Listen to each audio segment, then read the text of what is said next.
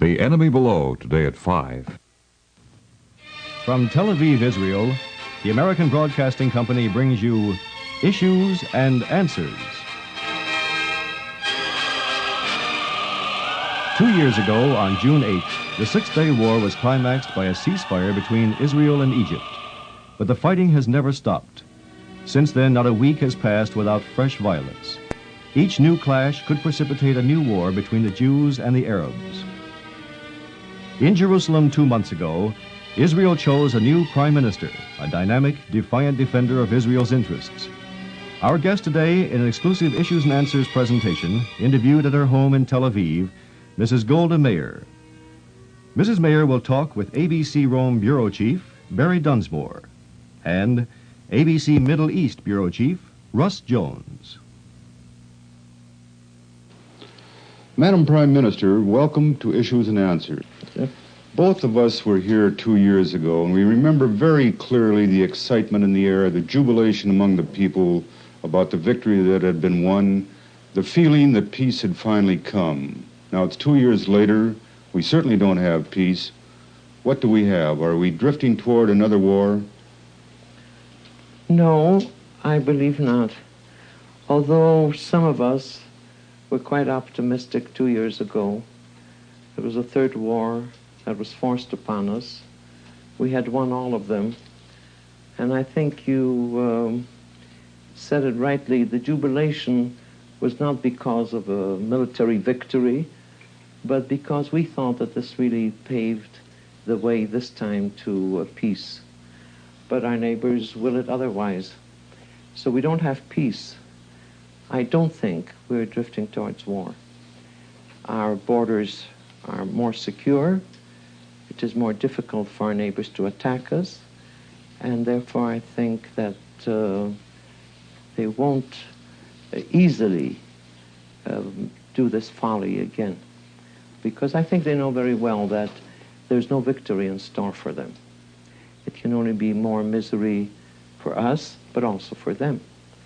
And if they have any responsibility left at all, I don't think they will do it. Your position is, and has been all along, that another war is not imminent, but General Diane recently said that he didn't know how much longer the Israeli army could hold and maintain its defensive position.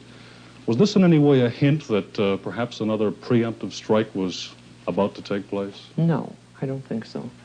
Our position is that there was a war. There was an end of the war. There was a ceasefire that all of the parties agreed to. And as far as we are concerned, we meant it. And we mean it now. And we are, of course, we want peace. But as long as there's no peace, we're perfectly willing, be happy to live up to the ceasefire requirements. But that is only on condition that this works on both sides. Therefore, it depends upon our neighbors whether they will be quiet on the borders or not. And I don't think, I'm sure, that that isn't what General Diane meant, that on our initiative something is bound to happen. We've said right along we don't want to add up victories. We just don't want war, that's all. Well, I have spent a lot of time in Egypt over the past 2 years, and I know that the Egyptians fear that Israel might strike again first, and much of their preparations at the moment are defensive nature to prevent this kind of thing. The Russians have spent an awful lot of money for this. What could you say to the Egyptians to assure them that you will not attack first? Well, all they have to do, they and people from the outside of this area, is just not to forget what happened 2 years ago. What happened in May 1967. Out of the blue, he was sending his army into the Sinai desert, and bombers and tanks and guns and whatnot, closing the Straits of Tiran on the 23rd of May. So who was preparing an attack? Except that the Russians at that time were hammering away from Moscow in Arabic to all the Arab countries that we were about to attack Syria. Now, Now, one night, something very dramatic happened. At 2:40 in the morning, the Russian ambassador demanded to see the Prime Minister immediately, Mr. Eshkol. And so Mr. Jaffa arranged it that they should come immediately to his hotel. He was in Tel Aviv. And when the ambassador came with a message, a warning that we should not attack Syria, the Prime Minister said to him, look, you have your car here, I have my car here. Let us go in one of these cars, drive straight up to the Syrian border and see what's happening there. And I mean, you can't hide an army on the Syrian border. It's not such a long border. And of course, the Soviet ambassador refused to go. God forbid, if he goes there, he may find out that there's no army there. So he didn't go. So this was all played up. And that's why we say that the Soviets are at least as responsible as Nasser is for the last war. Therefore, there can be no basis at all for Nasser rearming and preparing for fear of attack from Israel. That didn't happen in 67. There would have never been a war in 67 if it weren't for his initiative, and there won't be one now. That he can be absolutely assured. Ms. Meir, you mentioned the Russians. Do you think that they learned something out of 1967? Do you think they will restrain the Arab countries, Egypt and the others? Well, I don't know what they will do, but I think they will have learned a lesson. I mean, this was a victory not over Nasser, but over his army and the weapons. And I think the Russians too will maybe think again, but of course nobody can foretell at any rate. I'm not prepared to foretell what the Russians may or may not do. One thing I think I can say quite definitely, I don't believe that the Russians honestly and sincerely want a quiet Middle East. In a quiet, peaceful Middle East, they suppose that they won't have very much to do. Well, you've made it very plain, you and your government made it very plain that you want no part of the Big Four talks or even the Big Two talks. What role do you see the major powers playing in the Middle East? Do they have a role? I think those that really want peace in the Middle East, for instance, like the United States, England, I believe can have a role, should have a role, and that is to do whatever they can, whatever there is in their power, in order to influence the Arab heads of state that by this time they should begin to reason, and that the only solution for the problem is to get together with the Israelis and come to a peace agreement. Because really nothing else will solve the problem. As long as Nasser is not prepared to sit down with us and come to an agreement with us, then this is the best proof that he doesn't want peace, that he's not prepared to live with us in this area as peaceful neighbors. Whether he likes us or not, whether he would wish that we had never been here, that's a different matter.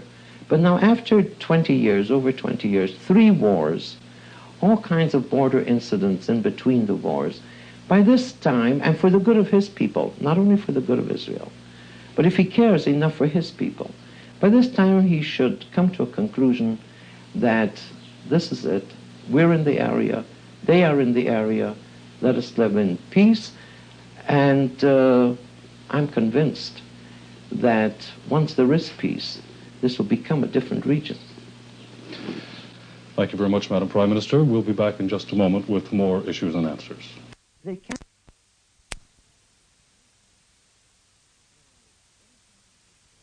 Now, what has happened until now? After 1948, there was no peace. There were armistice agreements, demilitarized zones, UN observers. What did it do? It led immediately, or directly, let us say, to a war of 56, with border incidents right along. In 56, we were told and pressed in the United Nations and by the American government, by President Eisenhower, we should withdraw back from the borders, United Nations emergency force, this time it was to be. And they're going to guarantee also the free shipping through the Straits of Tiran. And I remember very well President Eisenhower going on television saying that the Israelis must step back, but he also said, and he said that if not, the United States would support sanctions against Israel at the United Nations. But he went on to say that if Israel complies, then there's no doubt that there must be also free shipping through the Suez Canal. And he added, and if not, the family of nations will have to deal with it. I'm convinced that President Eisenhower meant every word he said. But what were the facts? The facts were there's no free shipping through the Suez Canal, neither for Israeli boats nor for cargo, Israel cargo. What did the family of nations do about it? And what happened the Straits of Tiran on the 23rd of May, 1967? Mrs. Meir, you said, in effect, that American promises, however well-intentioned, really don't amount to much. What can the United States do besides make more promises of the same nature? Look, I have no complaints to the United States. As I said, I'm convinced President Eisenhower, President Truman before him, President Kennedy, President Johnson, every one of them, when they said that the United States is committed and is friend of Israel and is interested in the security of Israel, I never doubted any one of these things. And we never asked anybody to come and fight our battles for us. All we asked is that we should be prepared and equipped to defend ourselves so that we don't depend upon others, so that we don't call others to fight for us. And thank God we've done all this ourselves. And now all we ask of the United States, which is our big friend, best friend we have in the world, we appreciate it and know how to value it.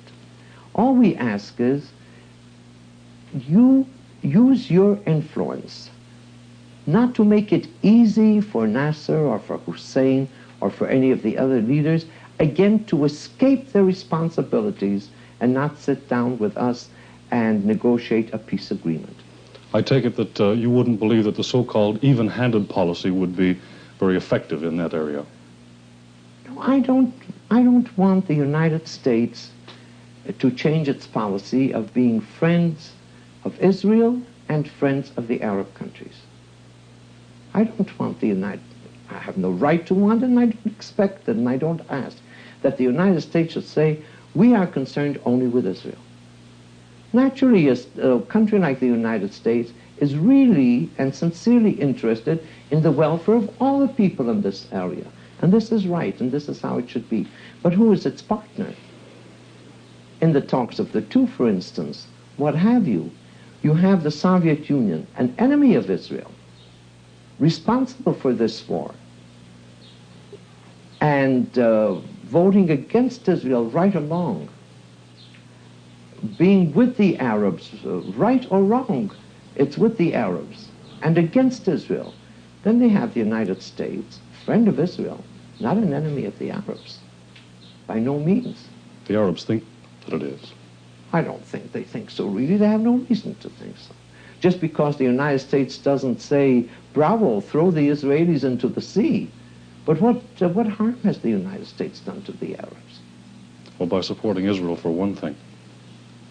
Well, then I say that the lack of friendship as interpreted by the Arabs of the United States is because it is not for the doing away of the state of Israel and its people. I don't think the United States would want to be otherwise. Ms. Meir, do you have no fear at all that in the Big Two talks, the direct Soviet-American talks, that the Americans might not reach an accommodation across the board, somewhat at your expense? Look, let me, quite frankly, we have differences of opinion with the United States. which I think is normal. I would be much happier if we didn't have these differences of opinion, but I can't complain. The United States sees the situation here its way, and we see it our way. But this is a discussion between friends. And there's no doubt in our mind that the United States, even if it doesn't agree with us, it means well. So, if the United States starts out with something which we do not accept, cannot accept, and that is put on the table. And on the other side, you have the Soviet Union, of course, a great friend of Israel. Now, what can you logically expect to come out if there is an agreement? Can I expect that the Soviet delegate will amend any of the things in the United States paper to which I do not agree? Logically, one must say, if there is an agreement, which means a compromise, then the beginning is not good for us. So what will the end be? If the end is with the participation of the Soviet Union. And this is something we worry about. After all, our friends must understand it is our security and our very lives that are involved. After all, we can't have somebody come to an agreement with somebody else where our security and life is involved. Thank you very much, Madam Prime Minister, and we'll be back in just a moment with more issues and answers.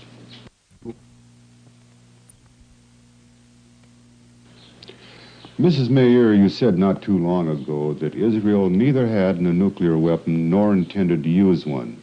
Would you like to add to that Israel is not working on one? I'll gladly add to that. I just yesterday saw a film showing what we are doing with atomic energy in health services, preservation of foods, and industry and so on, but no weapons. Mrs. Mayor, I know that Israel does not have a very high regard for the Palestinian guerrillas militarily, but certainly they have accomplished something in terms of their popularity in the Arab world and having rekindled a Palestinian nationalism. Would you say that they have seriously complicated the situation here? I would say that primarily they complicated the situation within the Arab countries themselves. A good example now is Lebanon. I think another example is Jordan.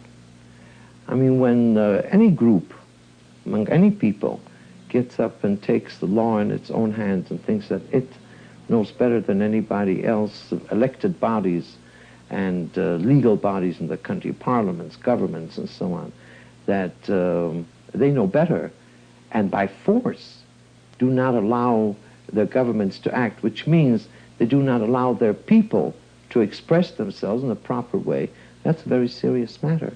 And it's much more complicated, much more dangerous for the Arab countries themselves than it is for us.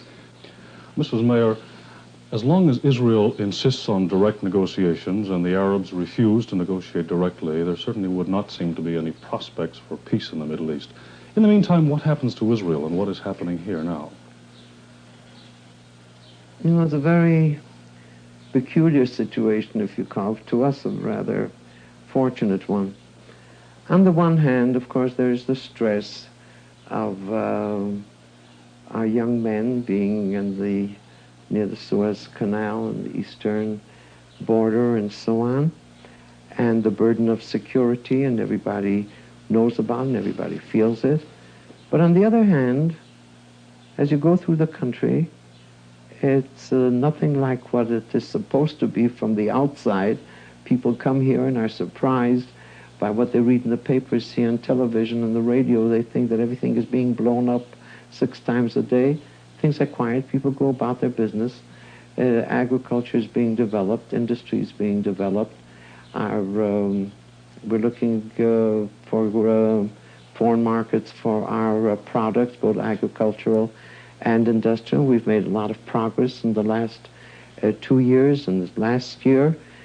And our children are at school, and we're dealing now with the reform in our educational system, We have just raised the age for compulsory free education from 14 to 15 years, as though we had no other worry in the world except just to develop the country, to improve the condition of our people, and at the same time knowing very well that there's still no peace, but believing in peace. We absolutely believe that the day must come when there will be peace. Miss Meir, talking about peace and the pursuit of happiness, you're having general elections in this country, I think in 5 months. That connected with happiness? Well, isn't it? It is. It's a democracy. Do you have a favorite candidate to succeed yourself, or do you like this job? Anybody that likes to be prime minister can have it, but the party will decide. And whoever the party decides to be prime minister is all right as far as I'm concerned. But this is the system that we have here. The party decides who its candidate is, and the party goes along. That's what the party did a few months ago after the death of Mr. Eshkol. There wasn't very much ado. The Central Committee of the party met, and at that time I was the only candidate proposed. There was nobody to run against me, which I was sorry. But what's going to happen in about 3 months from now, I don't know.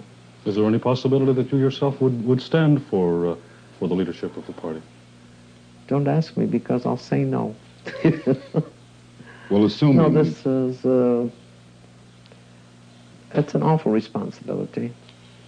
But it depends upon the people. If there is another person who is put up by the party and elected, is it possible that the Israeli policy will change as a result of a new prime minister? No. The policy of the government now, when Mr. Eshkol was prime minister, it was the same policy. When I come in, it's the same policy, because that's the policy of the people of Israel. And no prime minister, no foreign minister can change it. The parliament almost unanimously is in support of this. I say almost, you know that there are 3 communists, 1 or 2 others, but almost unanimous consent of Parliament. But as you go through the country and you talk to people, there is no other policy. As long as we don't have peace, there we are. We stand where we are. And we're very happy that at this point we have no difference of opinion with the United States government. The United States government also says that nothing should happen until there is peace. Thank you very much, Prime Minister Golda Meir, for being with us today on Issues and Answers. Thank you. Our guest on Issues and Answers has been Mrs. Golda Meir, Prime Minister of Israel, interviewed in her home in Tel Aviv by ABC News correspondents Barry Dunsmore and Russ Jones.